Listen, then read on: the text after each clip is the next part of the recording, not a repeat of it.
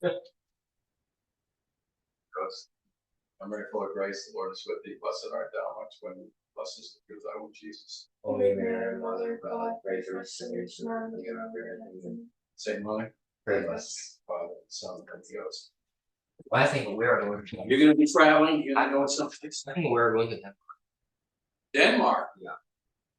For Lego horses. I've done a little work in Denmark. Oh wow. And my wife is Danish. She wait a second. She's Norwegian.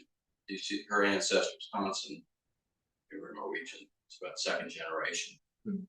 Yeah, I really like it. I've used to do some work in Sweden, which kind of put me into Denmark, and I had to travel usually through, catch planes and stuff like that. So I got through there. But yeah, this is it's a good time to go. Yeah, it's a good time to go. Yeah, good.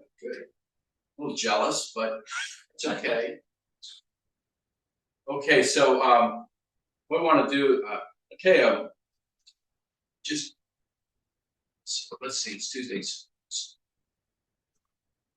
Let's make it next Tuesday. What we're going to do is we're going to have a quiz on the totalitarian. So that's chapter 18, but I don't agree with how they laid it out. So chapter 18, but then on chapter 19, the first basically 3 pages up to 559, they're talking about this Engelbert Doofus, like great name. Can you imagine him in school being a doofus in high school? I mean, just and he was only like 4'10" or 4'11". I mean, he's just like the guy can't win anyway. But anyway, he's the chancellor of Austria. But I would put him in the same category as totalitarians. A little bit different in terms of motivation, but if you're, when you're saying I've got all the control, I make all the decisions, you're totalitarian, right? We got things. Yeah. So I would go ahead and so it's chapter 18 and basically about the first little part about Dollfuss in chapter 19, with just a couple of pages. Okay, so we'll be doing that on Tuesday. I'll just give you. Maybe on Thursday, we'll do a little refresh through the slides. Okay. Okay. And then what we planned on was the Thursday after that, which is pretty much like then you go on spring break. But the Thursday after that, I want to see everybody's sentence outlines for the paper that you're going to propose to write. Not that it has to be perfect or anything. I just want to see that you've got your blueprint, and then maybe give you a little coaching on your blueprint. Okay, make writing the draft easier. So where we left off, we had our little sidebar on the 2 cows, which I thought was kind of interesting, little way of treating how these different, in practical language, trying to understand what's the difference between these different economic philosophies. Yes. By the way, do you know the joke about the same thing? Oh, there's a lot of it. If you look that up, you'll see a lot of people that use that for satire. No, I mean they are using the joke to mock Soviet Union. Oh yeah. Yeah. Oh yeah. Oh yeah. You can read it if you Google 2 cows. There's I've just got the cliff notes here, but so people take that same idea and they go off in some different tangents. They mock Cambodian communism, they mock Soviet communism, Chinese communism. So But it is kind of interesting to see some of the subtle differences. Like I said, a lot of this is basically on a spectrum. You have anarchy on one side, you've got this totalitarianism on the other side, and you kind of can see where these things fit. Mm-hmm. I think, in my opinion, kind of right there in the middle of is the church's principle of subsidiarity, which is let the decision be made at the lowest level practical, and that's kind of the middle there. And then every time you look at one of these other things, you can see is that usually they're leaning toward the totalitarian side of that middle ground. But then when you get to the anarchists, then that fails every time it's tried. yeah, let's just all have nobody make rules for anything. We're all hypocrites. No, it's not going to work. They will all starve. So where we left off was, so Dollfuss gets assassinated in Austria. And then at that point, this is Hitler. He says, well, first of all, it was Hitler's guys who assassinated. So now Hitler's getting ready. He says, okay, now it's my time to go in there and take Austria. This has always been kind of like all the German people into the same Reich. Eine Volk, eine Reich. And then eine Führer. So he's one leader. So he's obviously going to be going in there to take Austria. Mussolini says, no, don't do that.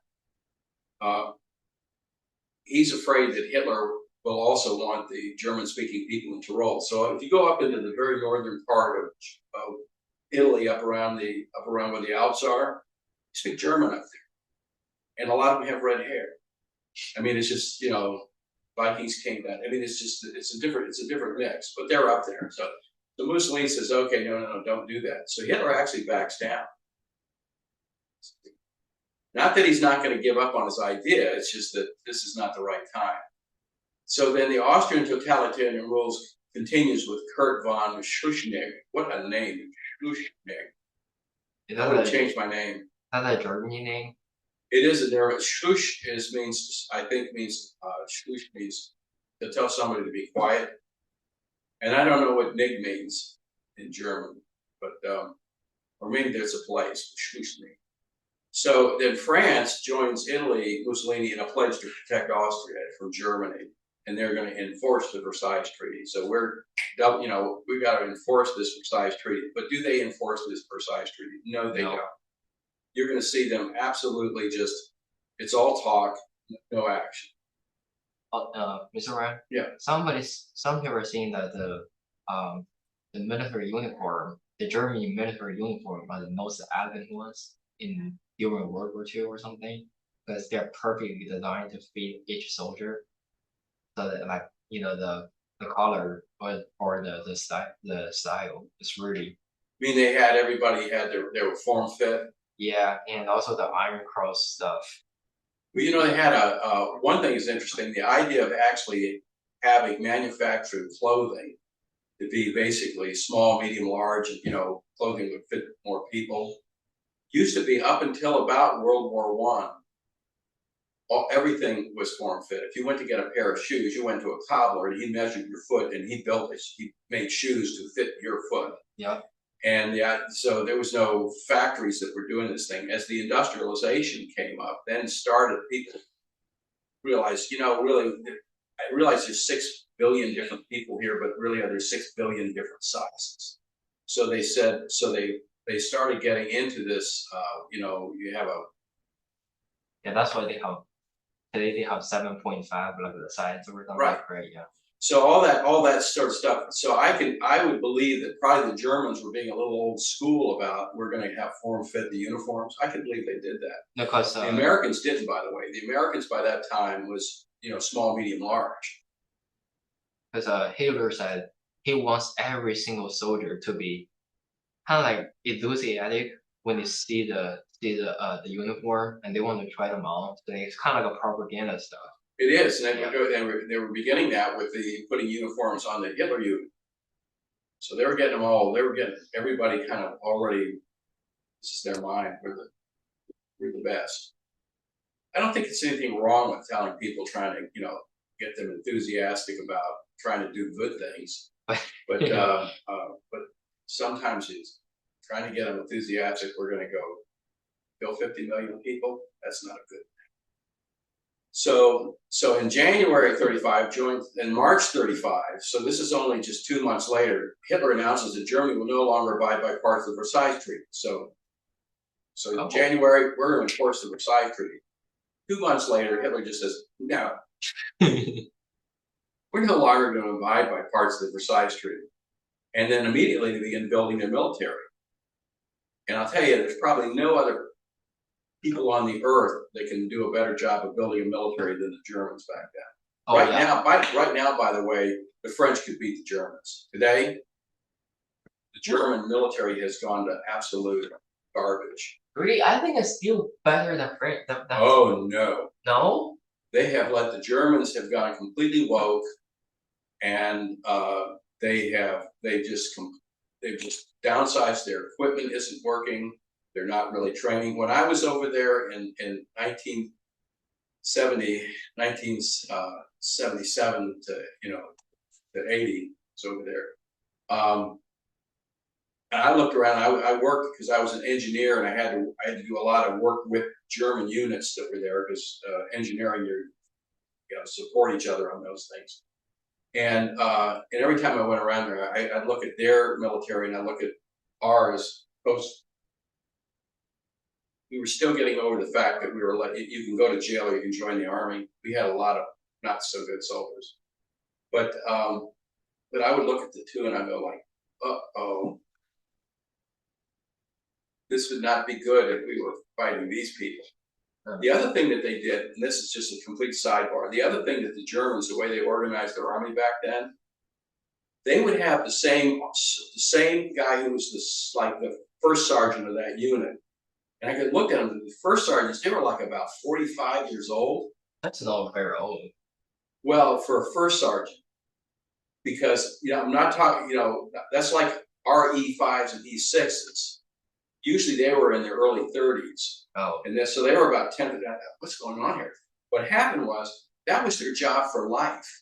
And they had the same soldiers in their unit, and they were always the same people. So instead of people getting moved around a lot, there was a tremendous unit cohesion. but they know each other. They know each other very well. And it's almost a matter of pride. We're going to keep our unit up, and everything's to be maintained, because if the thing breaks down, everybody suffers. They were in great shape. That's not true now. I think one of the reasons why Germany doesn't want to be involved with Ukraine is because they know if they send anybody over there, they're just going to it's going to be embarrassing. Anyway, back to when they were Great. They were great in terms of being a military power. France then forms an alliance with the Soviet Russia. And consequently, if you're in an alliance with Soviet Russia, you're also in an alliance with Czechoslovakia. Why would that be? Did Russia own it? Well, Russia kind of owned it, but why would the fact that France is now in an alliance with Czechoslovakia, how is this going to play out in just a couple of years? Hitler goes into the Sudetenland. Remember? When he goes into the Sudetenland, which is the German-speaking part of Czechoslovakia, it's kind of like on the German border of Czechoslovakia. They're all speaking German there. But remember, when the Austrian Empire get divided up and they're going to break it up in all these little states, they still had these pockets of Germans in these other little states. And it's always been Hitler's and his great ambition is to get all the Germans in the same country. You're going to see the same problem. There is a place up in Poland, in Silesia, where they all speak German. There's a place down in France called Alsace-Lorraine, where most of the people there speak German. I had he was an older gentleman, but a friend of mine, who's actually an arms dealer, working for the Americans. But Eric Lott, he was actually from Alsace-Lorraine. Oh, And he was so happy when the Germans finally took it over, and then he fought in the German army during World War II. it must be like 80s or something. Right? Oh yeah. I'm sure he owned a lot of property over in Scotland. I'm sure he's taking his dirt nap now. Anyway, so France forms. The reason why that's important is because France has now got themselves in a position where when Hitler goes to Sudetenland, they're going to have to pony up and and that's an act of war. Yeah. So then things start to the treaty starts to unravel pretty quickly here. We're 35. Mussolini decides he's going to be a great colonist too. So they actually already own Italian Somaliland, which is right on the edge of Africa on the ocean. And they says, we're going to go into Ethiopia, which is to the west. So they're going to go ahead and take Ethiopia.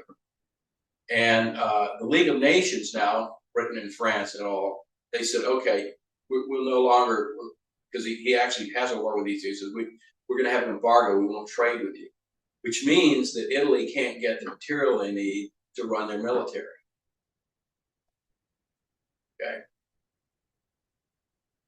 Nevertheless, Italy wins. They seize Ethiopia, but now Britain is afraid for Egypt because the next one over to the west is Egypt. So the British are now getting kind of anxious and getting in. In France, they continue their embargo. Who steps up and actually helps Mussolini? I'll get you some military equipment. Germany. So Germany starts providing Italy with the military equipment that they need. All right, so now Italy is beholden to Germany. And the Italians have no problem. They just like, oh, okay. Those guys won't sell me weapons. You will, so we'll go with you. Germany then violates more of the Versailles Treaty by actually moving troops into the Rhineland. Remember, part of the thing was the Allies were going to occupy Germany up to the Rhineland, and slowly but surely they're thinning out. But then the Germans just basically, we're done, and they just send their troops into the Rhineland. And what are you guys who are occupying us going to do? Well, you're going to leave. That's a violation of the Versailles Treaty, which, by the way, was a terrible treaty. I'm actually kind of sympathetic with the Germans on like, we got taken here. Anyway, that's what happens when you lose. By October in 36, Germany and Italy sign a pact, the Berlin-Rome Axis. This is now the Axis. It's got two parties. Who's going to join the Axis in about a year? Italy? No, Italy just joined them. So Italy's the second part of the Axis. Who's going to become the third part of the Axis in just a couple of years? I think by about 1940. So right now you have Germany, you have Italy, and Italy. France? Japan. Yeah. Remember? Yeah. Germany, Italy, and Japan. They're the Axis. Okay. And the rest is allies, right? Like Well, the Allies start out with basically it's Britain and France, and Russia starts out at this point they're cutting a deal very shortly. They're going to be cutting a deal with the Germans to divide up Poland. so they are So right there, they're neutral at the moment, but the time they make a deal, so the only allies really are Britain and France. America is officially neutral, but who do you think what did we do when we were officially neutral in World War I? Who were we helping? France and England. France and England. We were lending them money and supplies and stuff. Yeah. And then guess what? So we're officially neutral. Who are we going to be helping? The ally. Yeah, we're going to be helping France and Italy. I mean,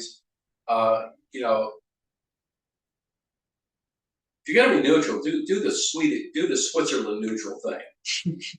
Just no. Answer is no. Nothing. Yeah. We'll trade with anyone. Okay, so basically after that pact, Germany signs a pact with Japan in October. They haven't really officially joined the Axis, but they've got a pact. And Japan has got designs on Russia. At this point, I think you could safely say the Treaty of Versailles is dead. There was a couple of other little nitbits that haven't been violated, but for all purposes, it's dead. So the next step in this, and we're going to start seeing the expansion of Germany throughout all of Europe. So recall that Dollfuss made a deal with Mussolini to thwart the German attempts to annex Austria. And then recall that now Mussolini ratted because he could get supplies from Germany and not from Britain. So now Mussolini's on there. When Mussolini joins Hitler, I mean, all the Austrians are kind of like, ruh-roh, this isn't going to go well. Okay. And I just put this, is it just me or do treaties with Italy's always blow up in your face? I mean, that's just one of the ones that the Italians come to me and say, I want to make a treaty. I'm just going to go like, let's just be friends. You know what happened in South Korea last year?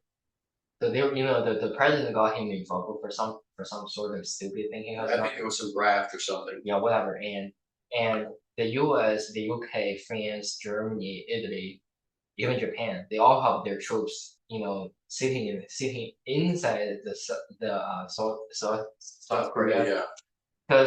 And then few days later, without telling anybody, Italy asked their troops to We're out of here. Yeah. Because the last thing we want to do is actually get into a shooting war. Because somebody was saying that maybe the North and the South Korean people are going to have a war because China was preparing for a war as well.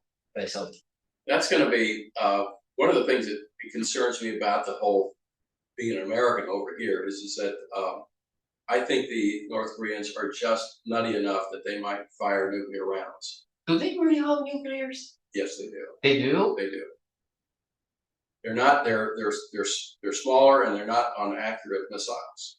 But how can they have that? They don't have really smart people though. They get them through China. Wow. So China wants to have that deterrent there too. So,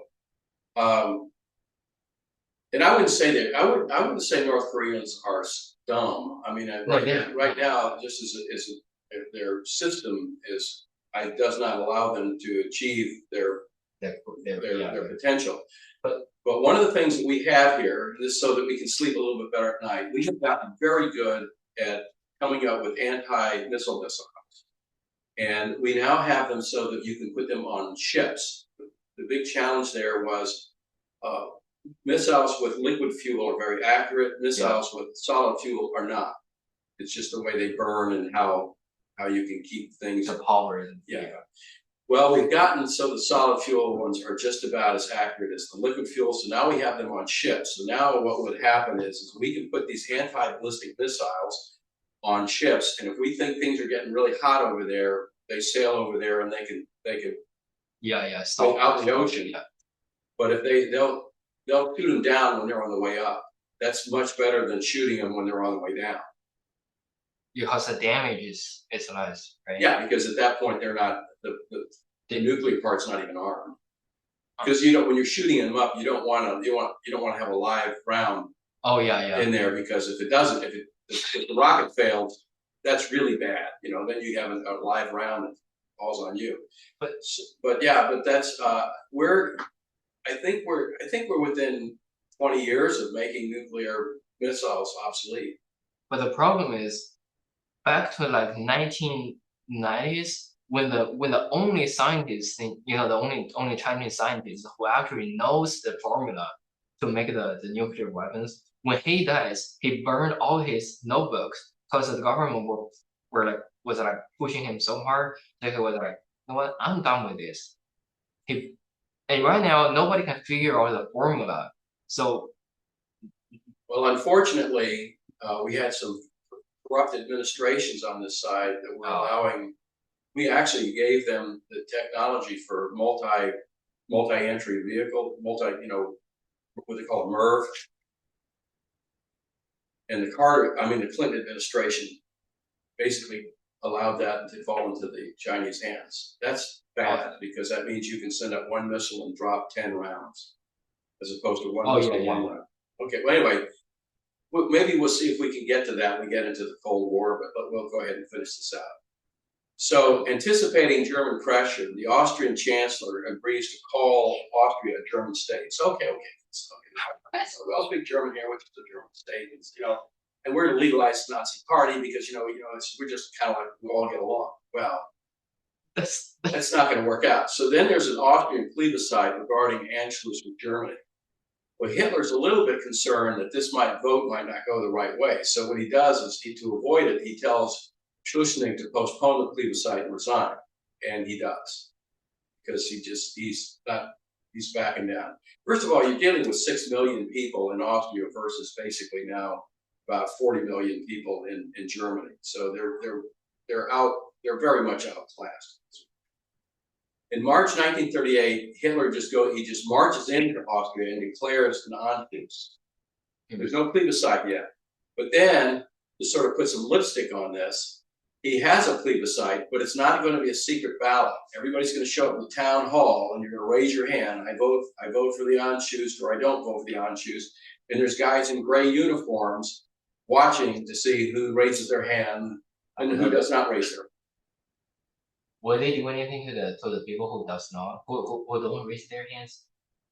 Well, yeah, they've seen Kristallnacht. They kind of know how this could possibly end, and probably they also thought it's going to pass anyway. So everybody's saying, "I'm just going with the flow here." Huh. And so the plebiscite wins, and it's 99% in favor of the Anschluss. So now Austria is now part of Germany. Okay. Let's see if we can get through what's going on at the same time down in Spain.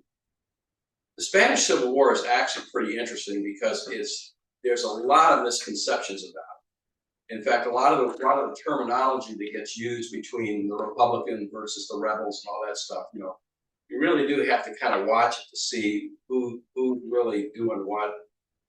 So Spain basically, just like France was, everything, they were affected by liberal socialism up through and then started ramping up in the 1800s. Marxism is out.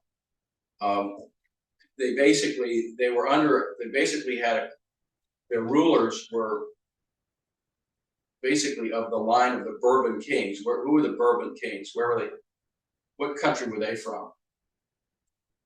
France? France, yeah. So they basically have French rulers over these guys. And one thing I'll say that the Spanish up to that point were not particularly nationalistic. In fact, they were kind of, if you go over there, you go to like Barcelona up around there, they speak Catalan, which is a dialect. It's kind of similar to Spanish, but it's not Spanish. And then the Spanish for centuries were basically occupied by the Muslims. Yeah. Okay. And they were occupied by the Muslims. Only 5% of the population there was the Muslim, but they were basically running garrisons. Oh. And the other 95% were Spanish, and they were basically just running. But they were kind of like almost like, yeah, whatever, as long as they don't get into my business. So they were kind of, in some ways, kind of chill about that. But in 1889, by that time, the Spanish, whose great source of wealth was all their colonies. Their colonies went everything from around the world. A lot of them in South America.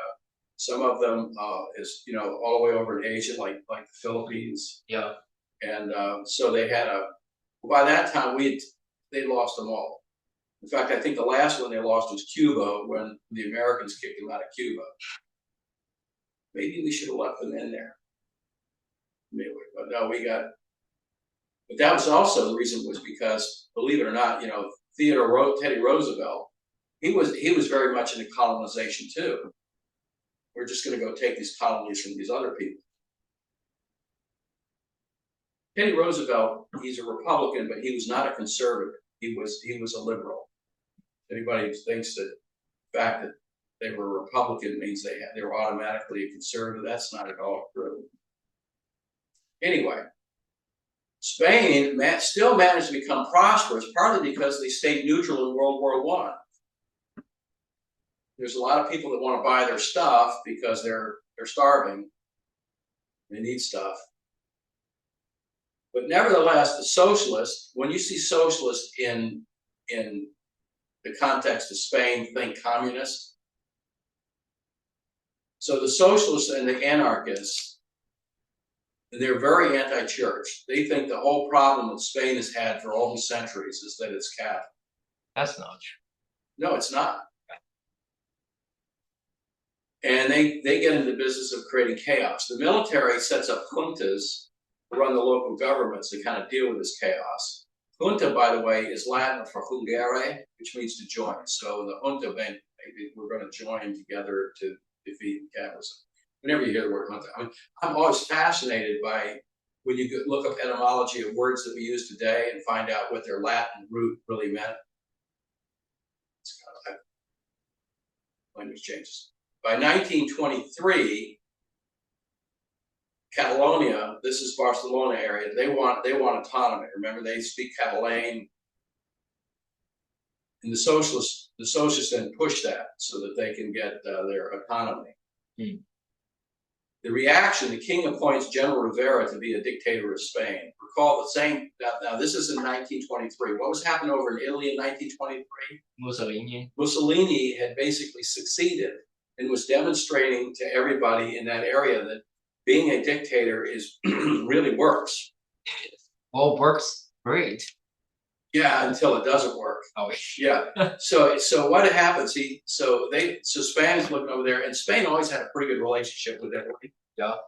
They're saying, okay, that's working for them and work for us. We're kind of Catholic countries. Maybe this is the way it's supposed to be. So they actually they got this totalitarian government there. Rivera becomes sickly and becomes unpopular and he resigns and he goes into exile in 1929. So it only lasts for 6 years. By December 1930, the socialists, with some members of the military, revolt. So the military is used to running their little local governments with their juntas, right? They don't all necessarily agree. They're kind of running their little area. And so some of the ones that were up in the northern area up there, the Catalonian area, they decided we are going to revolt but they get crushed by the loyalists. Nevertheless, the monarchy falls and it becomes a republic. And the republic, basically, the socialists then begin taking over the republic. So the Second Spanish Republic is weak, does nothing to stop the anarchists, causing chaos. And they literally are up there. They set fires to 12 churches in Madrid. Anybody ever been to Madrid? Very interesting old city. You can actually go and you can see. Same thing I saw when I was in Warsaw. You can actually see the architecture change as it kind of builds out. Oh. You can see it go from kind of like Middle Ages to today. when you finally get far out, it's steel, it's aluminum and glass. So, the election in 1931, the socialists win most of the votes. That's not going to go well. They create a new constitution that's very anti-church. They seize church property. They also seize land from large landowners and redistribute it. This is almost like Karl Marx. You're reading Karl Marx down there, so they're following that. The next election, and that's another about the Spanish. They can't make up their mind what they want for a government. The conservatives win, and the socialists react with violence, and they embrace Bolshevik strategies, and they go out and they're burning Teslas. Burning other people's carriages. I'm kidding, but exactly the same reaction that you're seeing when the left loses this election with Trump. How do they react? They're calling everybody to arms. We're going to go have violence. They just firebombed the GOP headquarters in New Mexico. Wait, what is GOP? GOP is the Republicans. They call it Grand Old Party. That was the nickname they got around the time of the Civil War. So it became the Grand Old Party. The Grand Old Party was only like about 10 years old when they were the Grand Old. Anyway, people they play with the language, but it's the same model. Christians don't go around and burn stuff. you know, I mean, there's some people who may say they're Christians who do that, but a Christian doesn't go around and commit violence because they lose an election. We may go into hiding, may go into the catacombs. We don't go burn people's businesses down. And by the way, they should be put in jail for doing that, right? Because it's others' property. Oh yeah, yeah. Well, and this FBI is actually the people now. They're rounding them up and putting them in jail. First of all, these people are so stupid. They don't realize there's cameras all over Teslas. They walk up, they've got a film of them, you know, scratching them, setting them on fire, and they go like, "This is you, right? Where'd you get that?"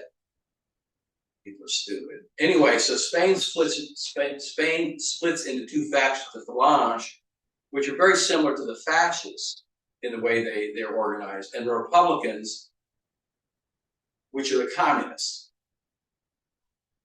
By 1936, each faction develops an army. We're headed for a civil war. Yeah. The Soviet Union, Stalin's in there. He actively supports the Spanish Republicans during the Civil War from 36 to 39 with military advisors, volunteers, and weapons. I mean, they're sending people over there, weapons over there, money over there. They are very much behind that. And what they're getting in exchange is gold reserves. So the government is sending their gold over there, which I guess they collected from the South Americans over centuries. So they're sending over. So again, Stalin is getting money for his 5-year programs, and he's sending resources over there to help that. So he's winning on both sides of the Stalin. That's really clever. So then General Franco, he's leading the rebels, and he's the Roman Catholic who's trying to save Spain from becoming an atheistic communist country.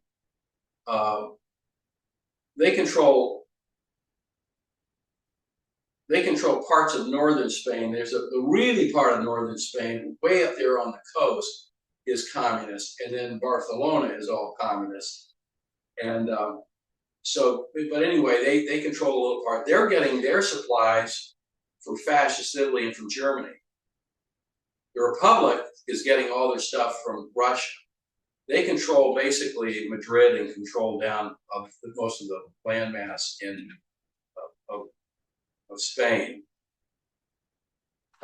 What's interesting to me is the U.S. government, which is a policy of neutrality in that. But what happens is a lot of stupid Americans. Well, you know what? I'm not going to say it's stupid. They're making a connection, but it's a false connection. Because these other people are getting military supplies from the fascists, they immediately assume they must be fascists. No. Right. They're just getting it where they can get it. Right. Yeah. So, but they made that thing. So basically, about 2,800 Americans joined as volunteers to go over there and fight with the Spanish communists. Most people would get that backwards. It's because we're anti-communist. Our volunteers would have gone over there and fought for the Christians. No, they went over and they fought for the atheist communists. And one of those people, and he's actually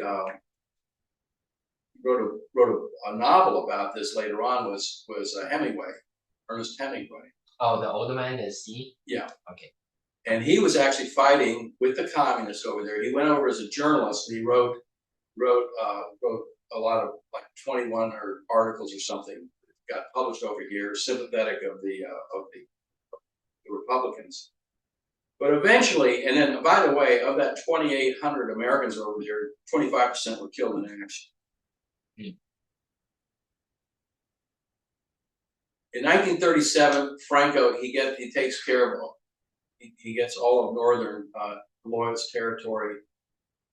Franco then takes Aragon to the Mediterranean, so he's basically, he's got Catalonia and Barcelona, which was really their strong point. He becomes, basically, the Republicans fearing that the government was becoming a communist dictatorship. Duh. That's what it was. It wasn't becoming, it basically was. They revolted. Basically what they did is the people were in charge, they kicked them out so they could negotiate with Franco. Because they could read the writing on the wall here. In that Civil War, 200,000 were dead, 100,000 were executed. True story. A very good friend of mine, Lola Clavijo, her father eventually retired as an admiral in the Spanish Navy, but when he was 16 years old, they were in Madrid, and they were very strong practicing Catholics. They weren't going to compromise there. They were 16 years old, and they recognized him because he had a scapular on, grabbed him, put him in a lineup with a firing squad. The guy who was running the firing squad says, he's just a boy. Grabs him, takes him out. They shoot the other like 10 people dead. And he managed to survive and scoot on back home. Probably does a better job of hiding the scapular. But he managed to survive the Civil War, and then he gets into the Spanish Navy and becomes an admiral in the Spanish Navy later. I know these people, I met them. I heard about some of the atrocities in that Civil War from people who saw it. Okay. Franco rules as a dictator from 1939 to 1975. So he's a dictator. A lot of people are down on him. Although he was a dictator, he pretty much he actually allowed the Bourbon kings to come back and be there as a figurehead. But every decision was made partly because he had seen during his young lifetime how it was going, and he wasn't going to let the communists have an inch, not while there was any breath in his body. But note, he did not help either Italy or Germany during World War II. Not a bit. In fact, even when Hitler had troops on his border threatening to invade Spain, he said, no. If you come in here, we are going to defeat you with guerrilla warfare. Don't even think about it. Because the Germans wanted to get a hold of Gibraltar. Because if they can control Gibraltar, they can control access to the Mediterranean Sea. Yeah. And what happens is the fact that they couldn't control Gibraltar meant that the Americans could get their troops, the British get their troops down to the Mediterranean and kick Rommel out of North Africa, which was the beginning of the end. So the fact that don't underestimate how much we actually owe for the consequences of World War II. Franco for basically standing up to Hitler and keeping Hitler from getting through Spain and getting the Straits of Gibraltar, controlling that. That is actually a big deal. So, and I would just ask you, in your opinion, was Franco a fascist, or was he just taking help where he could get it? Fascist? I think he was just taking help where he could get it. Because this is the big thing, because he was taking military supplies from the fascists. Oh yeah. So he must be a fascist. No, I think it was just like, hey, I got to do what I got to do. Yeah.